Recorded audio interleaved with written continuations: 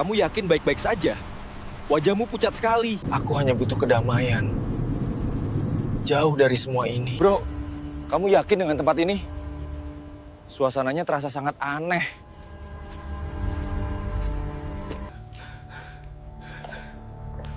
Ardi.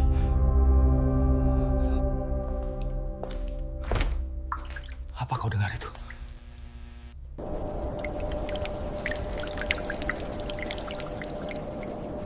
Nama saya Anggi. Bakri, kamu bicara dengan siapa?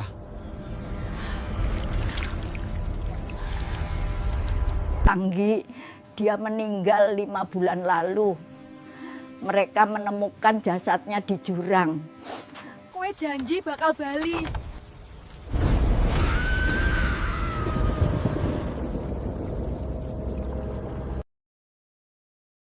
Dalam pelarian mencari ketenangan dari tekanan hidup, Bakri tanpa sadar melangkah menuju kegelapan lama yang menunggu. Di vila tua dan kabut lau, sosok tak tenang bangkit menagih sebuah janji terlupakan. Janji yang kini hanya bisa dibayar dengan nyawa. Selamat datang di Sirap Kasunyatan, tempat di mana kisah gelap setiap bisikan gaib yang dibangkitkan. Di sini kita tidak cuma mendengar kisah cerita horor, kita masuk kisah yang telah lama ditutup-tutupi dunia, kisah sebuah mitos atau dongeng horor yang mencekam. Mari kita ikuti kisahnya. Ponselku bergetar lagi di atas dashboard mobil, menghasilkan suara berdengung yang menyebalkan dan memecah keheningan di antara aku dan Ardi. Aku melirik layar sekilas. Nama ibu terpampang jelas di sana untuk ketiga kalinya dalam 1 jam terakhir. Aku menghela nafas panjang, berat, seolah ada beban ribuan ton yang menekan dada. Tanpa perlu mengangkatnya, aku sudah tahu apa yang akan beliau bicarakan. Pertanyaan yang sama, nada mendesak yang sama, dan perbandingan yang sama dengan sepupu-sepupuku yang sudah menggendong anak kedua. "Nggak diangkat, Mbak?" tanya Ardi tanpa menoleh. Matanya tetap fokus pada jalanan berkelok yang mulai menanjak curam. "Nanti saja," jawabku singkat, memalingkan wajah ke jendela. Kalau aku angkat sekarang, suasana liburan kita bakal hancur sebelum sampai tujuan. Ardi terkekeh pelan, tangannya dengan santai memutar setir saat mobil kami melibas tikungan tajam khas jalur Tawangmangu. "Lagian, kamu ini terlalu dipikirin. Nikah itu nasib, Mbak. Kalau belum waktunya, mau dipaksa kayak apa juga nggak bakal kejadian." "Gampang buatmu ngomong begitu, Di. Kamu anak bungsu, kakak-kakakmu sudah beres semua. Lah aku, anak pertama, laki-laki, umur sudah kepala 3. Tiap hari rasanya kayak diteror di rumah sendiri," keluhku. Rasa frustrasi itu kembali meluap. Itulah alasan utama aku mengajak Ardi kabur sore ini. Aku butuh jarak, aku butuh ketenangan yang tidak bisa kutemukan di kamarku sendiri. Mobil kami terus merayap naik. Udara yang semula panas dan berdebu khas perkotaan perlahan berganti menjadi sejuk. Kaca jendela sedikit berembun. Pemandangan gedung-gedung tinggi sudah lama tertinggal, digantikan oleh deretan pohon pinus dan ladang sayur yang terhampar di lereng-lereng bukit. Kabut tipis mulai turun, menyelimuti aspal, membuat suasana sore itu terasa lebih remang dari seharusnya. Tujuan kami adalah sebuah villa tua milik keluarga besar dari pihak ayahku. Sudah bertahun-tahun tempat itu tidak dikunjungi. Seingatku, terakhir kali aku ke sana adalah saat masih duduk di bangku SMP, saat kakek masih ada. Setelah beliau meninggal, pembagian warisan yang rumit membuat villa itu terbengkalai. Hanya dijaga sekedarnya oleh warga lokal yang dibayar bulanan. Kunci villa itu kutemukan di laci meja kerja ayah kemarin lusa, seakan semesta memang memberiku jalan untuk melarikan diri. "Masih jauh?" tanya Ardi, mulai menurunkan kecepatan karena kabut semakin tebal. Jarak pandang mungkin hanya tinggal 10 meter ke depan. Sebentar lagi, setelah tikungan di depan itu, ada jalan kecil berbatu ke arah kiri. "Masuk saja ke sana," arahku, sambil menunjuk samar ke depan. Sesuai instruksiku, Ardi membelokkan mobil ke jalanan yang lebih sempit. Guncangan langsung terasa karena aspal di sini sudah rusak parah. Bahkan di beberapa bagian hanya tinggal tanah dan bebatuan. Pohon-pohon besar di kiri dan kanan jalan seolah merunduk, membentuk terowongan alami yang gelap.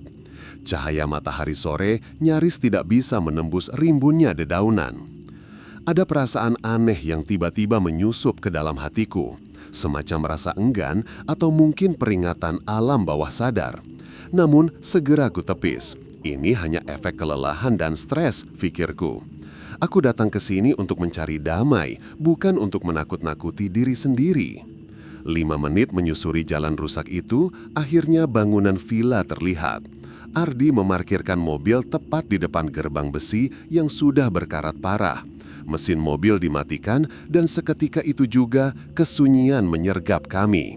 Tidak ada suara klakson, tidak ada deru mesin, hanya suara angin yang bergesekan dengan ranting pohon dan suara serangga hutan yang mulai bersautan. Wah, gumam Ardi saat kami turun dari mobil. Ia meregangkan otot-ototnya. Ini lebih tua dari bayanganku, Bak.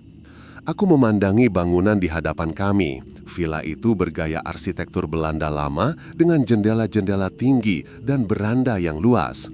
Dindingnya yang dulu mungkin putih bersih, kini kusam dipenuhi lumut dan bercak kehitaman akibat kelembaban. Tanaman liar merambat di pilar-pilar penyangga, seolah alam perlahan-lahan mencoba menelan bangunan itu kembali ke dalam tanah. Udara di sini jauh lebih dingin dari jalan raya tadi. Dingin yang menusuk sampai ke tulang membuatku refleks merapatkan jaket. "Serius ini tempatnya?" tanya Ardi lagi, kali ini nadanya sedikit ragu.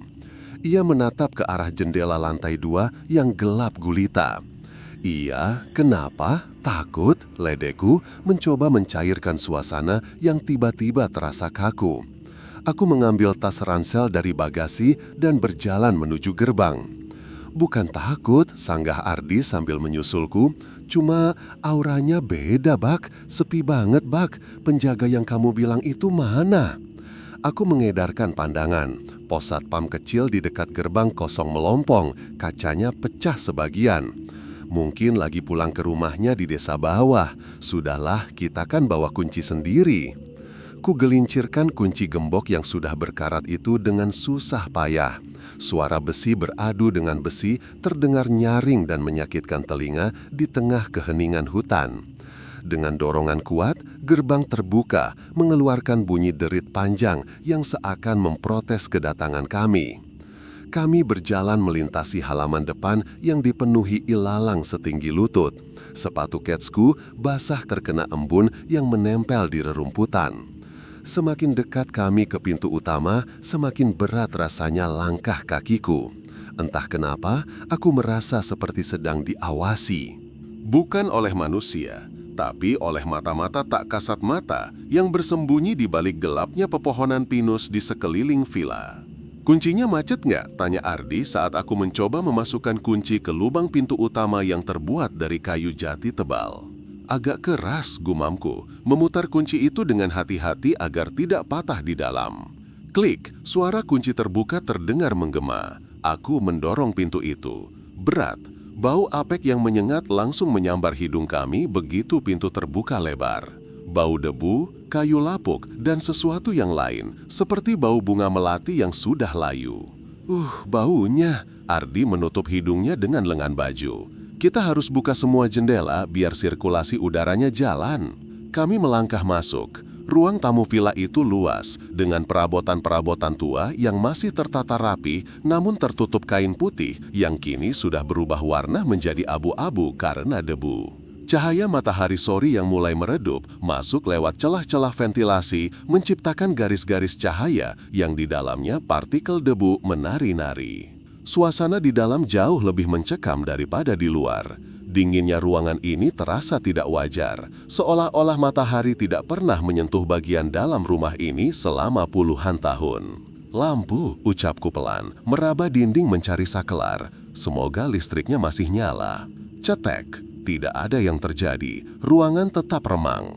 "Bagus," komentar Ardi sarkas. "Villa tua, tengah hutan, nggak ada listrik. Sempurna buat syuting film horor." Jangan mulai di potongku cepat. Aku mengeluarkan ponsel dan menyalakan fitur center. Mungkin sekeringnya turun, nanti aku cek di belakang. Sekarang kita taruh barang dulu, terus buka jendela selagi masih ada sisa cahaya matahari. Ardi mengangguk meski wajahnya terlihat tidak terlalu antusias. Kami meletakkan tas di atas salah satu sofa yang kain penutupnya sudah kami singkirkan. Debu mengepul saat tas kami mendarat di sana. Aku berjalan menuju jendela besar di sisi kanan ruangan. Saat tanganku menyentuh tirai beludru yang tebal dan berat itu, bulu kuduku merimang hebat. Ada sensasi dingin yang menjalar dari ujung jari ke seluruh lengan. Rasanya seperti menyentuh kulit seseorang yang sudah mati, bukan kain. Aku tersentak dan menarik tanganku kembali. Kenapa, Mbak? Ardi menoleh, sorot senter ponselnya mengarah ke wajahku. Enggak apa-apa, cuma kaget ada laba-laba, bohongku. Aku tidak ingin Ardi tahu kalau aku mulai merasa tidak nyaman. Aku yang membawanya ke sini, aku harus terlihat tenang. Dengan memberanikan diri, aku menyibakkan tirai itu dan membuka gerendel jendela. Angin pegunungan langsung menerobos masuk, sedikit mengusir bau apek yang mengendap di ruangan. Kami menghabiskan 10 menit berikutnya untuk membuka jendela-jendela di lantai bawah. Cahaya senja yang keunguan kini mulai mendominasi langit. Kabut di luar semakin tebal, membuat pohon-pohon di halaman terlihat seperti bayangan raksasa yang berdiri diam. Aku cek sekering di belakang dulu, kataku pada Ardi yang sedang membersihkan meja dari debu menggunakan tisu basah. Mau ditemani? Tawarnya. Enggak usah, kamu di sini saja, jaga barang-barang, aku hafal kok letaknya, tolakku, mencoba terdengar yakin. Padahal sebenarnya aku hanya menebak-nebak berdasarkan ingatan masa kecil. Aku berjalan menuju lorong yang menghubungkan ruang tamu dengan dapur dan area belakang. Lorong itu sempit dan gelap. Cahaya senter ponselku hanya mampu menjangkau beberapa meter ke depan. Lantai kayu berderit setiap kali aku melangkah. Suaranya terdengar sangat keras di telingaku sendiri. Krik.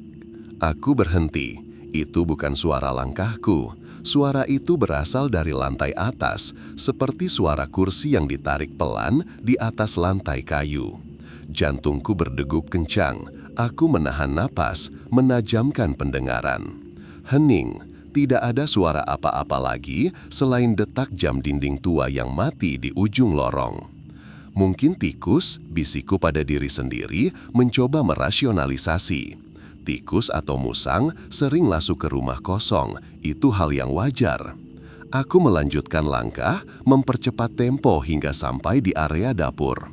Kotak sekering ada di dinding dekat pintu belakang. Benar dugaanku, tuas utamanya turun. Dengan satu gerakan cepat, aku menaikkannya. Cahaya lampu pijar berwarna kuning remang-remang langsung menyala, menerangi dapur yang kotor. Aku menghela napas lega. Setidaknya kami tidak akan gelap-gelapan malam ini. Namun, kelegaan itu tidak bertahan lama. Saat aku berbalik hendak kembali ke ruang tamu, sudut mataku menangkap sesuatu di pantulan kaca jendela dapur yang menghadap ke kebun belakang. Bayangan hitam berdiri diam di antara semak-semak. Aku menoleh cepat ke arah jendela. Kosong. Hanya ada ilalang yang bergoyang pelan tertiup angin dan kabut putih yang bergulung-gulung. Aku mengucek mata, meyakinkan diri bahwa itu hanya halusinasi karena lelah menyetir dan stres akibat omelan ibu. Tapi perasaan tidak enak di perutku semakin menjadi-jadi. Villa ini tidak terasa seperti tempat perlindungan. Alih-alih memberikan ketenangan, tempat ini justru memancarkan aura penolakan yang kuat. Aku kembali ke ruang tamu dengan langkah tergesa. Ardi sudah duduk di sofa, terlihat lebih rileks setelah lampu menyala. Nyala juga akhirnya, kata Ardi sambil tersenyum. Nah, kalau begini kan lumayan, nggak seram-seram amat. Aku memaksakan senyum, lalu duduk di sebelahnya. Iya, lumayan. Jadi, rencana malam ini apa? Masak mie instan terus ngopi di teras? Tanya Ardi antusias. Boleh, jawabku. Namun, pikiranku tidak berada di sana. Pikiranku masih tertinggal di bayangan jendela dapur tadi dan suara gesekan kursi di lantai atas. Kami duduk di sana, di tengah ruang tamu villa tua yang besar dan dingin. Di luar, malam mulai turun dengan sempurna, menelan hutan Tawangmangu dalam kegelapan pekat. Kami mencari ketenangan di sini, lari dari hiruk-pikuk masalah duniawi. Tapi saat aku menatap langit-langit villa yang tinggi dan suram, aku sadar satu hal. Kami mungkin telah lari dari satu masalah hanya untuk masuk ke dalam masalah lain yang jauh lebih tua dan tak terjelaskan. Ketenangan yang kami cari terasa semu, tertutup oleh lapisan atmosfer yang menyesakkan dada. Dan malam baru saja dimulai. Kelelahan sisa perjalanan seharusnya mampu membuai kesadaranku hingga pagi menjelang, namun kenyataan berkata lain. Mataku terbuka lebar, menatap langit-langit kamar yang tinggi dan diselimuti bayang-bayang samar. Tidak ada alasan jelas mengapa aku terbangun. Tidak ada suara teriakan, tidak ada guncangan, hanya perasaan tidak nyaman yang tiba-tiba menyergap, seolah-olah ada alarm tak kasat mata yang berdering di dalam kepalaku. Aku meraba ponsel di samping bantal, layarnya menyala menyilaukan, menunjukkan pukul 2.15 dini hari. Cahaya kebiruan itu hanya bertahan beberapa detik sebelum padam, mengembalikan kegelapan total ke dalam ruangan. Di luar, suara jangkrik dan serangga malam yang tadinya riuh saat kami datang, kini senyap. Kesunyian ini terasa berat, menekan gendang telinga, seakan alam sendiri sedang menahan napas menunggu sesuatu terjadi. Udara di dalam kamar berubah drastis. Selimut tebal yang membalut tubuhku terasa sia-sia. Dingin yang menusuk bukan berasal dari angin pegunungan yang menyelinap lewat celah jendela, melainkan dingin yang lembab dan diam. Dingin yang merayap di bawah kulit dan menyentuh tulang. Aku mencoba memejamkan mata kembali, meyakinkan diri bahwa ini hanya efek tempat baru. Namun, tepat saat kelopak mataku mulai berap, suara itu terdengar.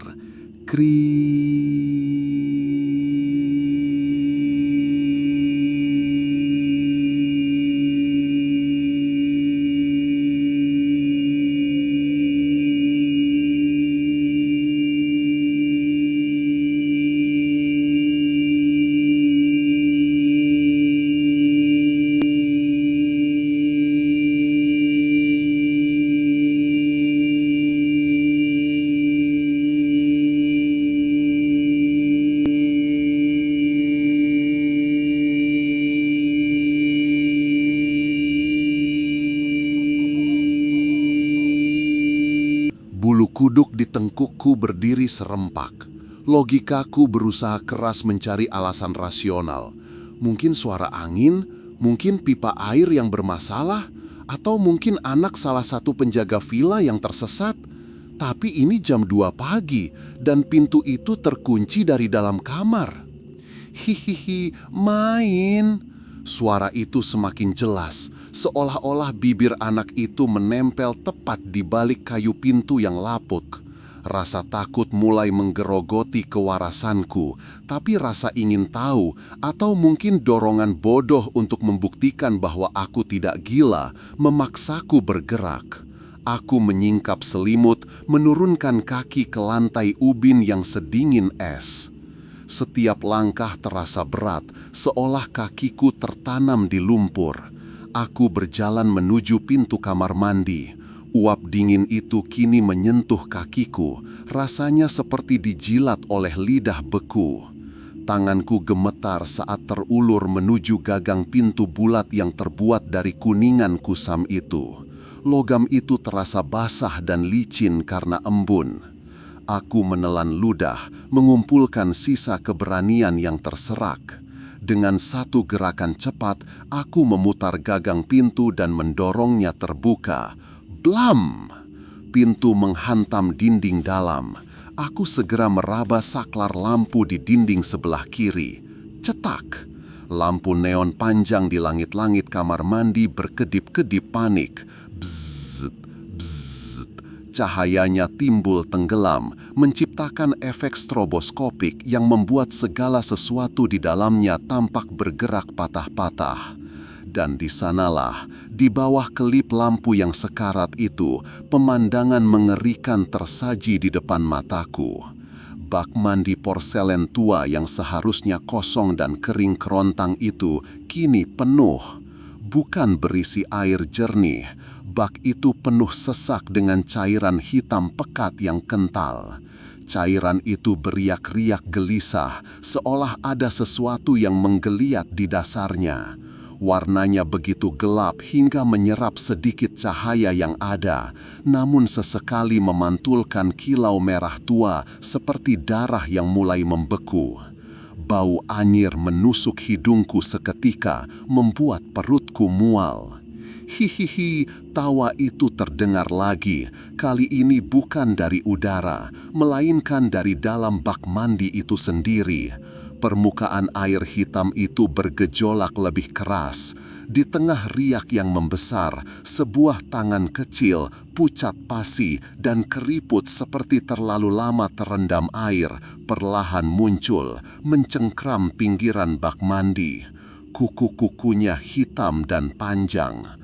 Aku terbelalak, napasku tercekat di tenggorokan, kakiku terpaku di lantai, lumpuh oleh teror yang melampaui nalar.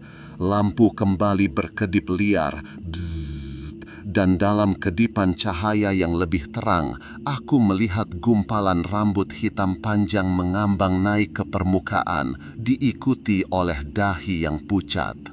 Tidak! Teriakku refleks sambil menutup mata dan memundurkan langkah, nyaris tersandung kakiku sendiri.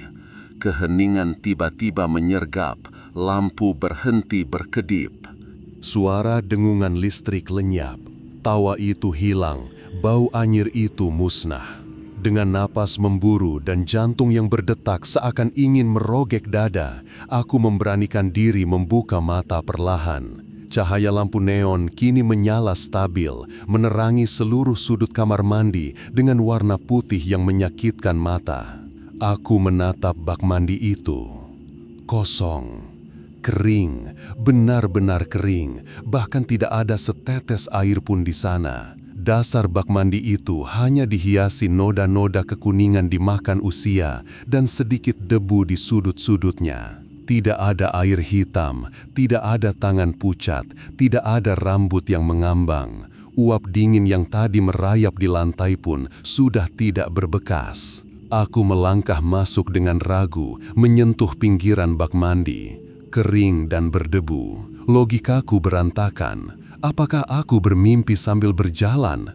Apakah kelelahan membuatku berhalusinasi sedemikian hebatnya? Tapi rasa dingin di gagang pintu tadi terasa begitu nyata. Bau anyir darah busuk itu masih terasa membekas di memori penciumanku. Aku menatap pantulan wajahku di cermin wastafel yang retak di sudut. Wajahku pucat pasi, keringat dingin membasahi pelipis. Mataku menyiratkan ketakutan murni, ketakutan seseorang yang baru saja mengintip ke dunia lain yang seharusnya tidak dilihat.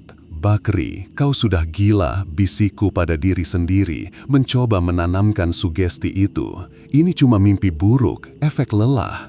Namun saat aku berbalik hendak meninggalkan kamar mandi itu, mataku menangkap sesuatu di lantai, tepat di dekat lubang pembuangan air di bawah wastafel. Sebuah jejak kaki kecil, basah. Jejak kaki anak kecil tercetak samar di atas ubin, mengarah keluar dari kamar mandi menuju ke kamar tidurku. Darahku kembali membeku. Aku buru-buru keluar, menutup pintu kamar mandi rapat-rapat dan menyeret sebuah kursi kayu berat untuk mengganjal gagang pintunya. Tindakan yang konyol, aku tahu. Jika mereka bukan manusia, kursi kayu tidak akan bisa menahan apapun, tapi setidaknya itu memberi sedikit rasa aman palsu bagi kewarasanku yang mulai retak. Aku kembali ke tempat tidur, menarik selimut hingga menutupi kepala. Tidak ada lagi rasa kantuk, mataku terus awas, telingaku terus siaga, menangkap setiap suara sekecil apapun. Malam pertama di villa tua ini baru saja menyambutku dengan teror yang membisikkan satu hal pasti. Kami tidak sendirian di sini, dan apapun yang ada di sini, ia tidak suka kami datang, atau lebih buruk lagi, ia sangat senang kami datang untuk diajak bermain. Keputusan itu diambil dengan cepat, seolah kami sedang dikejar oleh sesuatu yang tak kasat mata. Meninggalkan villa itu bukan hanya soal pergi dari bangunan tua yang dingin, tetapi usaha putus asa untuk menyelamatkan kewarasan kami. Ardi, dengan logika rasionalnya, menyarankan agar kami mengalihkan fokus. Mendaki Gunung Lawu adalah idenya. Katanya, tidak ada obat yang lebih mujarab untuk pikiran yang kacau selain kelelahan fisik yang dihajar oleh tanjakan dan dinginnya angin gunung. Aku setuju, meski ada ganjalan kecil di hati yang berbisik bahwa lari ke tempat yang lebih sepi mungkin bukan ide terbaik. Perjalanan dimulai dengan semangat yang dipaksakan. Kami meninggalkan base camp saat matahari masih malu-malu mengintip dari ufuk timur. Langkah-langkah awal terasa ringan. Hutan pinus menyambut kami dengan aroma getah yang khas, seolah berjanji akan membersihkan paru-paru kami dari debu kota dan sisa-sisa ketakutan yang menempel sejak malam sebelumnya. Ardi berjalan di depan, langkahnya mantap dan teratur. Dia adalah tipe pendaki yang efisien, jarang berhenti kecuali benar-benar perlu. Sementara aku, yang mengekor di belakangnya, berusaha menikmati setiap tarikan napas, mencoba meyakinkan diri bahwa semua teror itu sudah berakhir. Namun, Gunung Lawu memiliki caranya sendiri untuk menyambut tamu. Semakin tinggi kami mendaki, semakin tipis udara yang bisa kuhirup. Percakapan kami yang tadinya membahas hal-hal remeh, perlahan mati, digantikan oleh deru napas yang memburu. Pos demi pos kami lewati. Pos 1 dan pos 2 berlalu tanpa insiden berarti, hanya rasa lelah yang wajar. Tapi, begitu kami bergerak menuju pos 3 dan seterusnya, suasana mulai berubah. Langit yang tadinya cerah perlahan tertutup selimut abu-abu. Kabut tidak turun perlahan-lahan, melainkan menyergap kami dengan tiba-tiba. Jarak pandang yang semula bisa mencapai puluhan meter, kini terpangkas habis hingga hanya tersisa beberapa langkah di depan mata. Pohon-pohon cantigi yang tumbuh meliuk-liuk di pinggir jalur pendakian tampak seperti siluet monster yang sedang membeku, menunggu waktu yang tepat untuk bergerak. Kita targetkan ngecamp di dekat pos 4 atau pos 5, Mbak, seru Ardi, suaranya terdengar agak teredam oleh ketebalan kabut. Dia menoleh ke belakang sekilas, memastikan aku masih ada. Masih kuat kan? Masih, jawabku singkat, meski kakiku sudah terasa seperti ditanami timah. Kami tiba di area pos 4 ketika hari mulai terasa suram, padahal jam tanganku baru menunjukkan pukul 3 sore. Kabut di sini jauh lebih tebal, basah, dan membawa hawa dingin yang menusuk sampai ke sumsum tulang. Suara angin yang biasanya berdesing di sela-sela ranting pohon kini lenyap, digantikan oleh kesunyian yang aneh, sepi yang terlalu absolut. Tidak ada suara burung, tidak ada suara serangga, bahkan langkah kaki kami sendiri terdengar seperti diredam oleh kapas tebal. Kita berhenti di sini saja, Mbak. Kabutnya makin parah, bahaya kalau maksa jalan terus, kata Ardi sambil melepaskan keril besarnya ke tanah. Dia menunjuk sebuah lahan datar yang cukup terlindung oleh semak-semak tebal. Aku mengangguk setuju, terlalu lelah untuk berdebat. Tubuhku rasanya remuk. Sementara Ardi dengan sigap mulai mengeluarkan pasak dan kerangka tenda, aku meminta izin untuk beristirahat sebentar di tepi area datar itu, sedikit menjauh dari lokasi tenda untuk meluruskan kaki dan mengatur napas. Aku duduk di atas sebuah batang pohon tumbang yang sudah berlumut. Mataku menatap kosong ke arah hamparan kabut putih yang seolah menjadi tembok pembatas dunia kami dengan dunia luar. Pikiranku melayang kembali ke kejadian di villa. Bayangan-bayangan itu datang lagi, tapi aku menggelengkan kepala kuat-kuat, berusaha mengusirnya. Saat itulah aku melihatnya. Di antara celah kabut yang berarak pelan, sekitar 10 meter dari tempatku duduk, ada seseorang. Sosok itu duduk di atas batu besar membelakangiku. Dari postur tubuhnya, itu adalah seorang perempuan. Rambutnya panjang, hitam pekat, terurai lurus menutupi punggungnya. Yang membuat bulu kudukku meremang seketika adalah kondisinya. Di tengah suhu yang mungkin hanya 5 derajat Celcius ini, dia hanya mengenakan gaun putih tipis yang tampak lusuh. Dan dia basah kuyup. Air menetes dari ujung rambutnya, jatuh ke batu tempatnya duduk, seolah dia baru saja kehujanan lebat. Padahal sejak tadi, tidak ada setetes pun air hujan yang turun. Logikaku berusaha bekerja. Mungkin dia pendaki lain yang tersesat, atau seseorang yang mengalami hipotermia dan butuh bantuan. "Mbak," panggilku pelan. Suaraku terdengar ragu, tertelan oleh kabut. Sosok itu tidak bergerak, punggungnya tetap kaku. Aku berdiri, melangkah perlahan mendekat. Niatku ingin membantu, tapi setiap langkah yang kuambil justru membuat instingku berteriak untuk lari. Udara di sekitarnya terasa jauh lebih dingin, amis, seperti bau tanah basah bercampur bunga melati yang sudah layu. "Mbak, sedang apa di sini sendirian?" tanyaku lagi, kali ini sedikit lebih keras. Perlahan, sangat perlahan, kepala itu menoleh.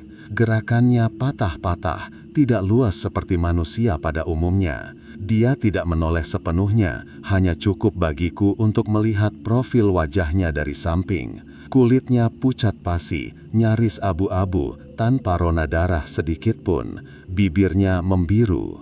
"Anggi."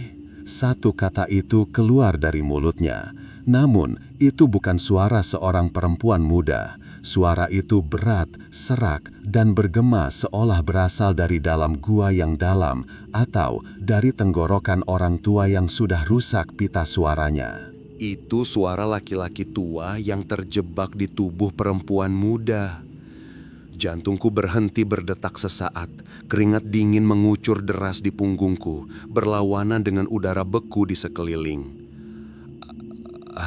"Anggi?" ulangku tergagap. Dia tidak menjawab lagi. Dia perlahan memutar tubuhnya menghadapku sepenuhnya. Matanya, Tuhan, matanya hitam total, tanpa bagian putih sedikit pun. Tatapannya kosong, namun terasa menusuk, seolah dia sedang melihat menembus daging dan tulangku, langsung ke dalam jiwaku yang ketakutan.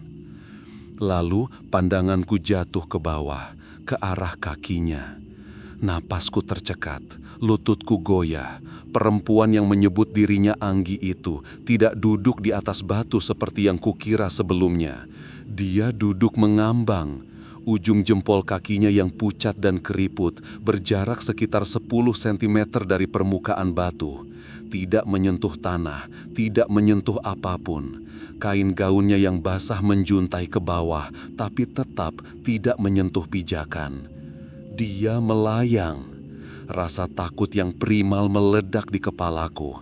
Aku ingin berteriak, memanggil Ardi, tapi lidahku keluh. Tenggorokanku terkunci rapat. Anggi atau apapun makhluk itu, hanya dia menatapku dengan mata hitamnya, sementara air terus menetes dari rambut dan bajunya, menciptakan genangan kecil di udara sebelum jatuh ke tanah.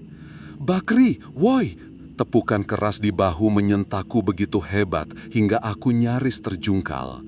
Aku berbalik dengan panik, napas memburu seperti orang yang baru saja lolos dari tenggelam. Ardi berdiri di sana, wajahnya tampak bingung bercampur kesal. Di tangannya, dia memegang pasak tenda. "Lu ngapain sih bengong di situ? Dipanggil-panggil dari tadi nggak nyaut," omel Ardi. Aku menunjuk ke arah batu besar di belakangku dengan tangan gemetar. Di situ, ada perempuan. Dia basah kuyup, kakinya nggak napak." Ardi mengerutkan kening lalu menoleh ke arah yang kutunjuk. Dia menyipitkan mata, menembus kabut. "Perempuan? Mana?" Aku memberanikan diri menoleh kembali. Kosong. Batu besar itu ada di sana, dingin dan bisu. Tidak ada siapa-siapa. Tidak ada perempuan bergaun tipis, tidak ada rambut basah, tidak ada jejak air di sekitar batu itu. Hanya kabut yang bergulir pelan melewatinya. "Tadi ada di situ, sumpah, namanya Anggi. Dia bilang namanya Anggi, tapi suaranya..." Aku tidak sanggup melanjutkan kalimatku, ngeri mengingat suara serak yang tidak wajar itu. Ardi menghela napas panjang, menatapku dengan sorot mata kasihan. Dia menepuk bahuku lagi, kali ini lebih pelan. "Bak, lu capek banget kayaknya. Itu halusinasi karena hipoksia ringan, kurang oksigen. Kita kan nanjak cepet tadi," kata Ardi mencoba rasional. "Lagian, siapa yang mau duduk sendirian di pos 4 maghrib-maghrib begini pakai baju tipis? Nggak masuk akal." "Tapi udah, ayo balik ke tenda, udah jadi tuh." "Kita masak air hangat, minum kopi, terus lu tidur. Lu butuh istirahat, bukan ngelamun di pinggir hutan," potong Ardi tegas, menarik lenganku untuk menjauh dari tempat itu. Aku menurut, membiarkan Ardi menyeret langkahku menuju tenda oranye yang sudah berdiri kokoh. Namun, sebelum masuk ke dalam tenda, aku menyempatkan diri melirik sekali lagi ke arah batu besar itu. Kabut semakin tebal menutupinya, tapi aku bersumpah, di tengah desau angin yang mulai menderu, aku mendengar suara tawa kecil, tawa yang berat dan serak. Suara itu nyata, itu bukan halusinasi. Gunung ini tidak memberikan ketenangan seperti yang kami harapkan. Gunung ini justru sedang mempermainkan kami. Atau lebih buruk lagi, kami telah masuk ke dalam perangkap yang sudah disiapkan sejak kami melangkahkan kaki di pos pertama. Dan Anggi, siapapun dia, baru saja menyapa. Dingin malam itu bukan sekedar soal suhu yang merosot tajam, melainkan sesuatu yang merayap di bawah kulit, menusuk hingga ke sumsum tulang.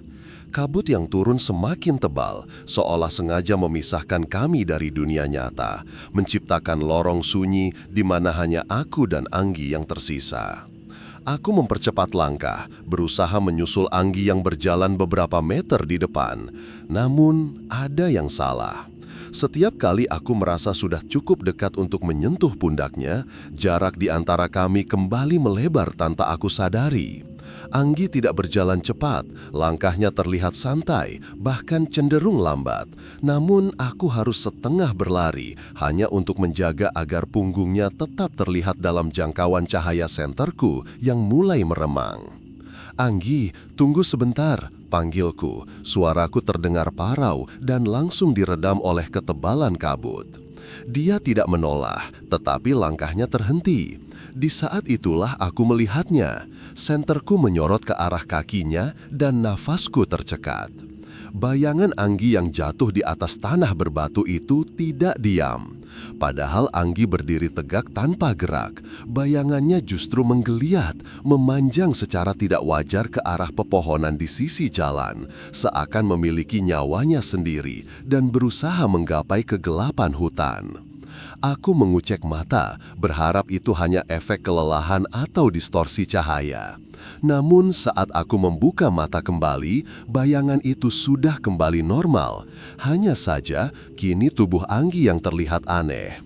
Bahunya bergetar hebat, bukan seperti orang yang menggigil kedinginan, melainkan seperti gambar di layar televisi rusak yang berkedip-kedip cepat. Getaran itu begitu kencang hingga membuat kontur tubuhnya terlihat kabur selama beberapa detik. "Anggi?" tanyaku lagi, kali ini dengan nada yang lebih ragu. Getaran itu berhenti seketika. Anggi menoleh perlahan. Wajahnya tertimpa cahaya bulan yang samar-samar menembus celah dedaunan. Dia tersenyum, tetapi senyum itu tidak mencapai matanya. "Kamu lelah, Bakri?" tanyanya. Suaranya halus namun terdengar bergema, seolah datang dari segala arah, bukan dari mulutnya. "Sedikit," jawabku berbohong. "Aku bukan lelah, aku ketakutan. Tapi ada sesuatu yang menahanku untuk tidak berbalik arah dan lari. Sebuah tarikan misterius di ulu hati, perasaan bersalah yang tak beralasan, dan serpihan ingatan tentang sebuah janji yang tak bisa kusebutkan detailnya. Rasanya seolah aku berutang nyawa, atau setidaknya berutang waktu pada wanita di hadapanku ini. Ikatan itu terasa seperti benang pancing yang tersangkut di dalam dagingku. Semakin aku ingin menjauh, semakin sakit tarikannya. Kami melanjutkan perjalanan. Keanehan demi keanehan mulai terjadi. Beberapa kali Anggi berjalan menembus gumpalan kabut tebal dan menghilang sepenuhnya. Tidak ada suara langkah kaki, tidak ada suara gesekan pakaian, hening total. Saat kepanikan mulai melandaku dan aku berteriak memanggil namanya, dia tiba-tiba sudah muncul kembali di tempat yang tak terduga. Kadang sudah jauh di depan, kadang berdiri diam di samping pohon besar di sebelah kiriku, menatapku dengan tatapan kosong yang menusuk. Akhirnya, kami tiba di sebuah area terbuka yang sedikit datar, dikelilingi oleh bebatuan besar. Anggi duduk di salah satu batu pipih. "Duduklah Bakri, kita istirahat sebentar," pintanya. Aku menurut, meski setiap sel di tubuhku berteriak untuk pergi. Aku menurunkan tas, mengeluarkan termos kecil berisi kopi yang kubawa dari rumah. Mungkin minuman panas bisa mencairkan suasana beku dan menenangkan sarafku yang tegang. Aku menuangkan kopi ke dalam tutup termos yang berfungsi sebagai cangkir. Uap panas langsung mengepul, membawa aroma pahit yang pekat. "Ini, minumlah dulu," tawarku, menyodorkan cangkir itu padanya. Anggi menerimanya, jari-jarinya bersentuhan dengan jariku, dingin. Kulitnya sedingin es balok, kontras sekali dengan panasnya cangkir yang ia pegang. Tanpa ragu, Anggi mendekatkan cangkir itu ke bibirnya. Kopi itu baru saja kutuang, suhunya masih mendidih, cukup panas untuk melepuhkan lidah manusia biasa. Namun Anggi tidak meniupnya, dia langsung menelannya dalam sekali tegukan panjang. Mataku membelalak, yang terjadi selanjutnya membuat logikaku runtuh. Saat cairan panas itu masuk ke mulutnya, aku melihat uap putih kopi itu tidak menghilang ke dalam tenggorokannya. Sebaliknya, uap itu merembes keluar, menembus pori-pori kulit wajahnya yang pucat. Asap tipis mengepul dari pipi dan hidungnya, seolah kulitnya hanyalah selaput tipis yang tak mampu menahan panasnya roh kehidupan. Dia menurunkan cangkir kosong itu dan mendongak menatap langit, membiarkan lehernya terekspos jelas di bawah sinar bulan yang kini lebih terang. Di sanalah aku melihatnya. Sebuah luka menganga di lehernya. Itu bukan luka goresan biasa. Daging di leher kirinya terlihat robek, kulitnya terkelupas kasar dengan tepian yang tidak rata, memamerkan lapisan otot yang pucat dan mati. Itu adalah jenis luka yang terjadi jika seseorang diseret paksa melewati jalanan berbatu yang tajam dan kasar. Tidak ada darah yang mengalir, hanya daging basah yang membiru. Duniaku berputar, kakiku lemas, tetapi insting bertahan hidupku akhirnya mengambil alih kendali. Ini bukan Anggi yang kukenal, atau mungkin ini memang Anggi, tapi Anggi yang seharusnya sudah tidak ada di sini. Lehermu, suaraku tercekat, mundur selangkah demi selangkah. Bunyi kerikil yang terinjak sepatuku terdengar begitu keras di keheningan malam. Anggi menurunkan wajahnya kembali, menatapku lurus, tidak ada lagi ekspresi datar. Wajahnya kini dihiasi seringai lebar yang mengerikan, sebuah senyuman yang terlalu lebar untuk ukuran wajah manusia normal. "Kenapa, Bakri? Bukankah kamu yang berjanji akan menemaniku sampai akhir?" Naluriku berteriak satu kata, "Lari!" Aku memutar tubuh, hendak memacu kaki sekuat tenaga menuruni jalan setapak. Namun, gerakan itu terhenti seketika. Jantungku serasa berhenti berdetak. Anggi sudah ada di sana, tepat di hadapanku, hanya berjarak 1 jengkal dari wajahku. Padahal sedetik lalu dia masih duduk di atas batu di belakangku. Bagaimana dia bisa berpindah secepat kedipan mata tanpa suara sedikit pun? Aroma tanah basah dan bau anyir yang samar kini tercium kuat dari tubuhnya. Dia tidak lagi menyembunyikan wujud aslinya. Kulit wajahnya semakin memucat, urat-urat hitam halus mulai terlihat merambat di sekitar pelipisnya. Dan matanya, mata coklat hangat yang dulu kusukai itu telah lenyap. Gantinya adalah sepasang bola mata yang seluruhnya berwarna biru gelap, pekat seperti dasar lautan yang tak tersentuh cahaya. Mata itu berputar perlahan, lalu mengunci tatapanku, menahan tubuhku agar tetap terpaku di tempat. "Kamu tidak ingat janjinya, Bakri?" bisiknya. Suaranya kini berat dan parau, seperti gesekan dua batu kali. Napasnya yang dingin menerpa wajahku, membawa aroma kematian yang tak terbantahkan. Aku ingin berteriak, tapi suaraku hilang. Tubuhku kaku, terjerat oleh kekuatan tak kasat mata yang memancar dari sorot mata biru gelap itu. Aku sadar, malam ini aku tidak hanya tersesat di hutan, aku tersesat dalam sebuah takdir yang telah digariskan oleh janji yang kulupakan, dan Anggi telah datang untuk menagihnya. Motor matiku menderu pelan menanjak jalanan aspal yang mulai rusak. Kabut tipis mulai turun, seolah sengaja menyembunyikan tujuan yang sedang kucari. Udara dingin khas pegunungan menusuk hingga ke tulang, namun keringat dingin justru mengucur deras di punggungku. Bukan karena suhu, melainkan karena rasa takut yang bercampur aduk dengan rasa penasaran yang mematikan. Berbekal alamat samar yang sempat kulihat sekilas di kartu identitas yang pernah Anggi tunjukkan, atau mungkin itu hanya ilusiku saja, aku nekat mendatangi kaki Gunung Lau. Hutan pinus di kanan kiri jalan terasa seperti barisan penjaga yang mengawasi kedatanganku. Semakin tinggi aku mendaki, semakin sedikit rumah penduduk yang terlihat. Hingga akhirnya, sesuai petunjuk warga desa di persimpangan tadi, aku berbelok ke jalan setapak berbatu yang memisahkan diri dari jalan utama. Di ujung jalan itu, sebuah rumah tua berdiri menyendiri, terpisah dari keramaian, seakan pemiliknya memang sengaja mengasingkan diri dari dunia luar.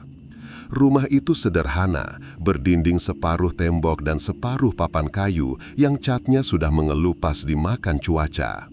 Halamannya luas namun tak terawat, dipenuhi rumput liar dan daun-daun kering yang berserakan. Suasana di sana begitu sunyi, jenis kesunyian yang membuat telinga berdenging. Tidak ada suara televisi, tidak ada suara musik, hanya desau angin yang menggesek dedaunan pohon besar di belakang rumah. Aku mematikan mesin motor, keheningan langsung menyergap. Dengan langkah ragu, aku berjalan menuju pintu depan. Tanganku gemetar saat mengetuk pintu kayu yang tampak rapuh itu. Sekali, dua kali, tidak ada jawaban. Baru pada ketukan ketiga, terdengar suara langkah kaki yang diseret dari dalam, berat dan lambat. Pintu terbuka perlahan, mengeluarkan bunyi derit yang menyayat hati. Sosok yang muncul di balik pintu membuat nafasku tertahan sejenak. Seorang wanita parubaya berdiri di sana.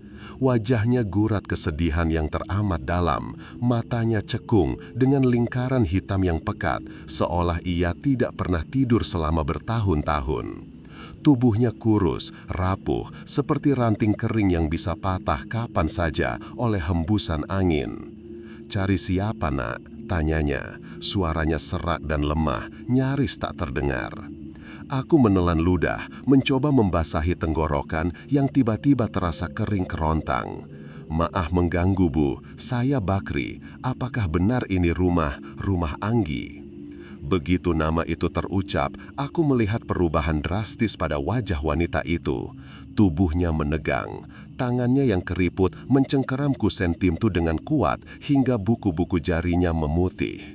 Tatapan matanya yang tadi sayu kini berubah menjadi sorot ketakutan yang nyata. "Siapa kamu?" Nadanya meninggi, waspada. "Kenapa kamu mencari anak saya?" Saya teman Anggi, Bu," jawabku terbata-bata, berusaha terdengar sopan meski jantungku berdegup kencang. "Saya bertemu dengannya beberapa kali belakangan ini. Ada hal penting yang ingin saya bicarakan." Wanita itu terdiam. Ia menatapku dari ujung kaki hingga ujung kepala dengan pandangan aneh. Bukan pandangan menyelidik biasa, melainkan pandangan seseorang yang melihat hantu. Perlahan, ia membuka pintu lebih lebar, mempersilahkanku masuk tanpa berkata apa-apa. Bagian dalam rumah itu lebih suram daripada luarnya. Cahaya matahari sore hanya masuk remang-remang melalui celah jendela yang tertutup gorden kusam. Aroma di dalam ruangan itu begitu khas, campuran bau kayu tua, lembab, dan wangi kemenyan yang samar namun menusuk hidung. Tidak ada foto keluarga yang terpajang ceria di dinding, hanya ada kalender lama dan sebuah lukisan pemandangan yang sudah pudar warnanya. Wanita itu, yang ku tahu bernama Bu Rahayu, duduk di sebuah kursi rotan tua di ruang tamu. Ia mengisyaratkan aku untuk duduk di kursi kayu di hadapannya. "Saya ibunya," ucapnya pelan, matanya menatap kosong ke arah meja. "Apa yang mau kamu bicarakan tentang Anggi?" Aku merogoh saku jaketku, mengeluarkan ponsel. Tanganku masih gemetar saat mencari galeri foto. Ada satu foto yang sempat ku ambil diam-diam saat Anggi duduk di boncengan motorku minggu lalu saat kami berhenti di lampu merah. Wajahnya tidak menghadap kamera, hanya profil sampingnya yang terlihat dengan rambut panjangnya yang terurai menutupi sebagian wajah pucatnya. "Ini Bu," kataku sambil menyodorkan ponsel ke hadapannya. "Saya bertemu Anggi minggu lalu. Dia terlihat sedih. Saya cuma mau memastikan dia baik-baik saja, karena sudah beberapa hari ini dia menghilang tanpa kabar." Bu Rahayu melirik layar ponselku. Detik berikutnya, ia menjerit tertahan. Tangannya menutup mulut dan tubuhnya terguncang hebat. Ponselku nyaris ditepisnya jika aku tidak sigap menariknya kembali. "Tidak mungkin," desisnya di sela isak tangis yang tiba-tiba pecah. "Tidak mungkin kamu bertemu dia minggu lalu. Kamu bohong." "Saya tidak bohong, Bu, demi Tuhan," ujarku panik melihat reaksinya yang begitu histeris. "Dia naik motor dengan saya, kami bicara. Dia bahkan memakai jaket merah marun yang..." "Cukup," bentak Bu Rahayu. Ia bangkit dari duduknya dengan tenaga yang entah datang dari mana, lalu berjalan terseok-seok menuju sebuah lemari bufet di sudut ruangan. Ia mengambil sebuah bingkai foto yang diletakkan telungkup, lalu membawanya kembali ke arahku. Dengan tangan gemetar hebat, ia menyodorkan bingkai foto itu ke wajahku. Itu adalah foto Anggi. Wajahnya cantik, tersenyum manis dengan latar belakang pegunungan. Di bagian bawah bingkai itu, terdapat tulisan kecil yang membuat darahku berdesir hebat, seolah seluruh aliran darahku berhenti seketika. Anggita Sari, lahir 1999, wafat 5 bulan lalu. Aku terpaku, mulutku terkunci rapat, tak mampu mengeluarkan sepatah kata pun. Mataku beralih dari foto itu ke wajah Bu Rahayu yang kini basah oleh air mata. "Anggi sudah meninggal, Nak," isak Bu Rahayu. Suaranya terdengar seperti raungan kepedihan yang ditahan. "Anakku sudah tidak ada. 5 bulan lalu dia kecelakaan di jalur pendakian Lau." Duniaku runtuh seketika. Ruangan yang suram itu terasa berputar. Suara Bu Rahayu terdengar menjauh, bergema di telingaku seperti suara dari dalam gua. Jasadnya, Bu Rahayu melanjutkan dengan suara yang semakin parau, memaksakan diri menceritakan mimpi buruk itu. Jasadnya ditemukan di jurang 3 hari setelah dia dilaporkan hilang. Kondisinya mengenaskan, Nak. Dia jatuh, dia sendirian di sana, kedinginan sampai nyawanya melayang. Aku merasa mual, perutku bergejolak hebat. Bayangan Anggi yang duduk di boncengan motorku, tangan dinginnya yang melingkar di pinggangku, suara halusnya yang membisikkan arah jalan, semua itu berputar ulang di kepalaku seperti film horor. Aku mengingat betapa dinginnya kulit gadis itu saat tak sengaja bersentuhan dengan tanganku. Aku mengingat tatapan matanya yang terkadang kosong dan betapa ia selalu meminta diturunkan di tempat-tempat sepi saat malam hari. Jadi, suaraku tercekat yang selama ini bersama saya. Bu Rahayu menatapku lekat-lekat. Di mata wanita tua itu, aku tidak melihat kemarahan lagi, melainkan rasa kasihan yang mendalam. Ia mengulurkan tangannya yang dingin menyentuh lenganku. Kamu bukan yang pertama, Nak. Bisiknya lirih, membuat bulu kuduku meremang. Sudah ada beberapa orang yang datang ke sini, mengaku melihat Anggi, mengaku mengantar Anggi pulang. Arwah anakku, dia belum tenang. Dia masih mencari jalan pulang, atau mungkin mencari sesuatu yang tertinggal. Aku mundur perlahan, punggungku menabrak sandaran kursi, keringat dingin membasahi seluruh tubuhku. Rasa takut yang tadi hanya berupa dugaan, kini menjelma menjadi monster nyata yang mencekik leherku. Aku telah menghabiskan waktu, bercanda, bahkan mulai menaruh hati pada sesosok mayat, pada arwah gentayangan yang jasadnya hancur di dasar jurang. Kenapa saya, Bu? Tanyaku lirih, lebih kepada diriku sendiri. Kenapa dia mendatangi saya? Bu Rahayu menatapku dengan sorot mata yang sulit diartikan. Ada keraguan di sana, seolah ada rahasia kelam yang ingin ia simpan namun terpaksa harus dibuka. Mungkin kamu punya ikatan dengannya, Nak. Ikatan yang tidak kamu sadari, ucap Bu Rahayu pelan, matanya menerawang jauh. Sebelum meninggal, Anggi pernah bercerita tentang sebuah janji. Dia bilang dia berjanji untuk bertemu seseorang di kaki gunung ini. Seseorang dari masa lalunya yang mungkin dia sendiri sudah lupa wajahnya, tapi hatinya mengingat janjinya. Wanita tua itu menatapku tajam, seolah mencari jejak masa lalu di wajahku. Apakah kamu pernah berjanji sesuatu padanya, atau mungkin pada seseorang di masa lalu yang mirip dengannya? Pertanyaan itu menghantamku lebih keras daripada kenyataan tentang kematian Anggi. Ingatanku melayang mundur, jauh ke belakang, mencoba mengais kepingan memori yang mungkin terkubur. Namun kepalaku terasa sakit. Semakin aku mencoba mengingat, semakin gelap rasanya. Saya tidak tahu, Bu. Saya baru mengenalnya minggu lalu, elakku, meski hatiku mulai ragu. Bu Rahayu menghela napas panjang, lalu kembali duduk lemas di kursinya. Kalau begitu, berhati-hatilah, Nak. Mereka yang sudah tiada tidak akan kembali tanpa alasan. Jika Anggi memilihmu, berarti ada sesuatu pada dirimu yang menahannya di dunia ini, sesuatu yang belum selesai. Suasana hening kembali menyelimuti ruang tamu itu, namun kali ini keheningan itu terasa jauh lebih mencekam. Aku merasa ada mata lain yang mengawasi kami dari sudut-sudut gelap ruangan. Hembusan angin yang masuk dari celah jendela terasa membawa aroma bunga kantil yang tiba-tiba menyeruak kuat, aroma yang sama yang selalu kucium setiap kali Anggi berada di dekatku. Aku berpamitan pada Bu Rahayu dengan terburu-buru. Rasanya aku tidak sanggup berlama-lama lagi di rumah yang menyimpan duka dan misteri kematian itu. Bu Rahayu hanya mengangguk lemah, tidak mengantarku sampai ke pintu.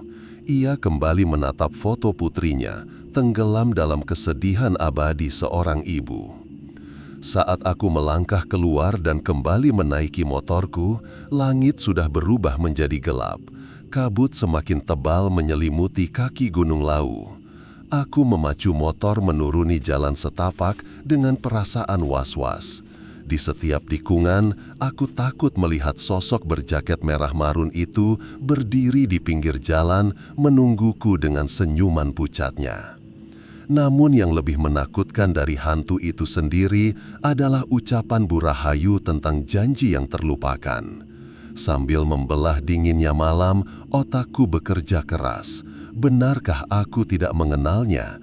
Ataukah Anggi bukan sekadar orang asing yang kutemui di jalan? Rasa dingin di tengkukku bukan lagi karena angin malam, tapi karena aku sadar aku sedang dikejar oleh masa lalu yang tidak kuingat dan ditemani oleh arwah yang menuntut pelunasan janji.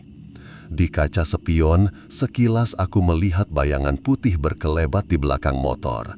Namun saat aku menoleh, hanya ada kegelapan hutan pinus yang diam membisu. perjalanan pulang ini terasa jauh lebih panjang dari sebelumnya. Dan aku tahu, malam ini dan malam-malam seterusnya, hidupku tidak akan pernah sama lagi. Aku telah menyentuh batas antara yang hidup dan yang mati. Dan sekarang, yang mati itu menginginkan sesuatu dariku. Keringat dingin membanjiri pelipis Bakri, bercampur dengan raut wajah yang kini pucat pasi seputih kapas. Dia mundur selangkah demi selangkah, matanya liar menyapu sekeliling ruangan seolah mencari celah sekecil apapun untuk melarikan diri dari kenyataan yang baru saja kami bongkar. Fakta itu bukan sekadar dugaan lagi, melainkan sebuah vonis mati yang selama ini ia hindari dengan kepura-puraan. Aku harus pergi, aku tidak bisa di sini, gumam Bakri dengan suara bergetar hebat. Kakinya tersandung kaki kursi, membuat tubuhnya limbung hampir jatuh. Dia pasti datang, aku sudah melanggar pantangan. Aku hendak mengulurkan tangan, mencoba menenangkannya. Namun sebelum jari-jariku sempat menyentuh bahunya, suara itu terdengar. Dum, dum, dum. 3 kali ketukan keras menghantam pintu depan rumah kayu itu. Suaranya bukan seperti ketukan tangan manusia yang bertamu, melainkan seperti hantaman palu godam yang dilapisi kemarahan purba. Lantai kayu di bawah kaki kami bergetar, debu-debu halus berjatuhan dari langit-langit, menciptakan kabut tipis di bawah cahaya lampu yang mulai meredup nyala tak beraturan. Jantungku serasa berhenti berdetak. Hening yang menyusul ketukan itu jauh lebih mengerikan daripada suaranya. Bakri mematung di tempatnya berdiri, matanya terbelalak menatap pintu kayu tua yang menjadi satu-satunya penghalang antara kami dan apapun yang ada di luar sana. "Jangan buka," desis Bakri. Air mata ketakutan mulai mengalir di pipinya. "Jangan biarkan dia masuk." Namun, kami tidak punya kendali atas apa yang sedang terjadi. Pintu itu bergetar lagi, kali ini lebih hebat, seolah ada kekuatan tak kasat mata yang sedang menekannya dari luar, memaksanya untuk menyerah. Engsel-engsel tua berderit menyakitkan, menjeritkan protes besi berkarat yang dipaksa meregang. Perlahan, tanpa ada tangan yang memutar gagangnya, pintu itu terbuka sedikit demi sedikit. Celah itu melebar, dan seketika itu juga hawa dingin yang menusuk tulang melesat masuk ke dalam ruangan.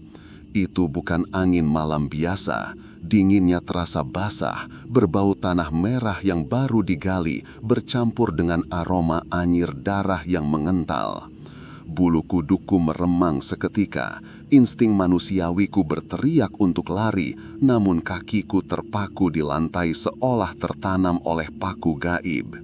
Dari kegelapan malam di balik pintu, sesosok bayangan melangkah masuk, atau lebih tepatnya menyeret langkahnya masuk.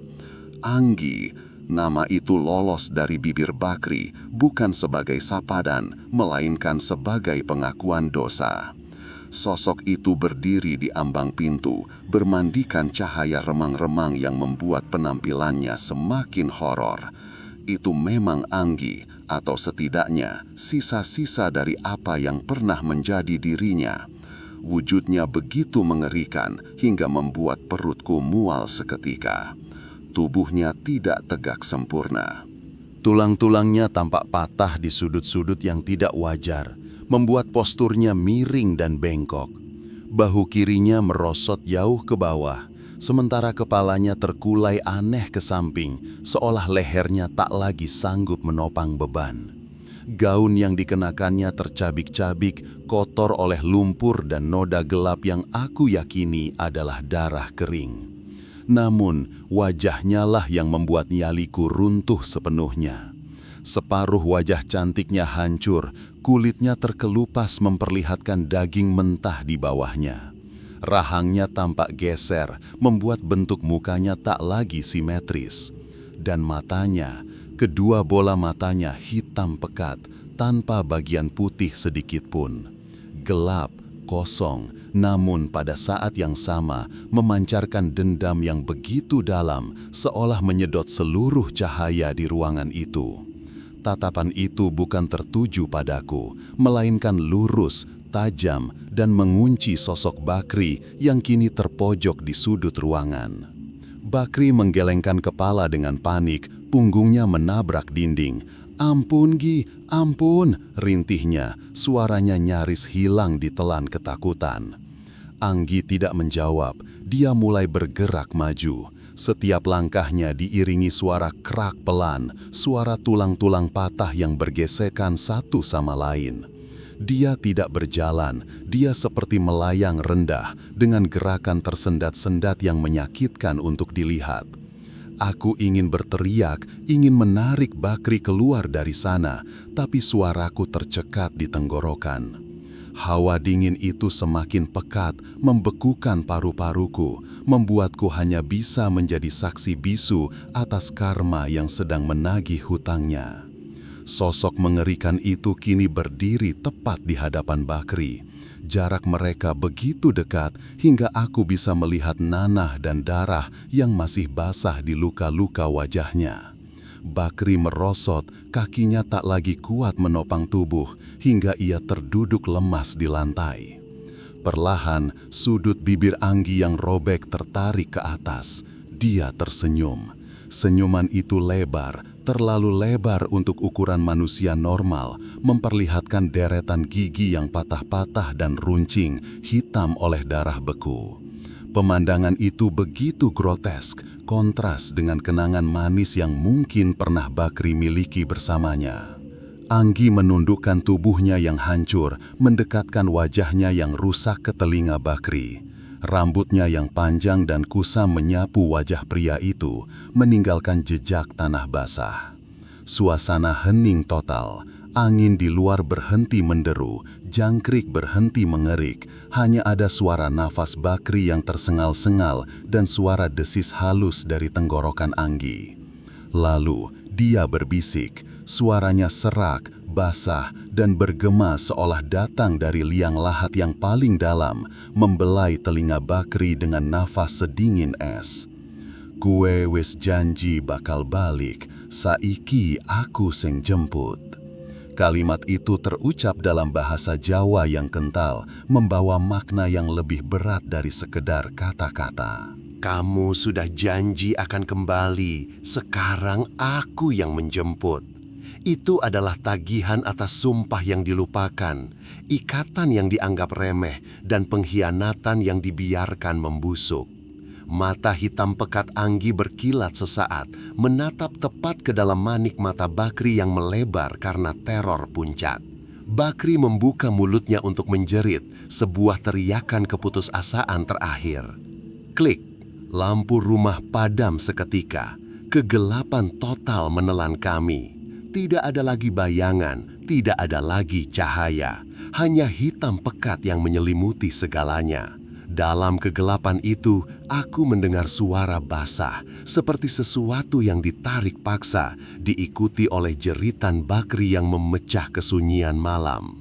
Jeritan itu panjang, melengking, penuh rasa sakit yang tak terbayangkan, sebelum akhirnya terpotong mendadak. Senyap, keheningan kembali menguasai ruangan, berat dan menekan dada. Aku berdiri gemetar dalam gelap, tidak berani bergerak, tidak berani bernapas.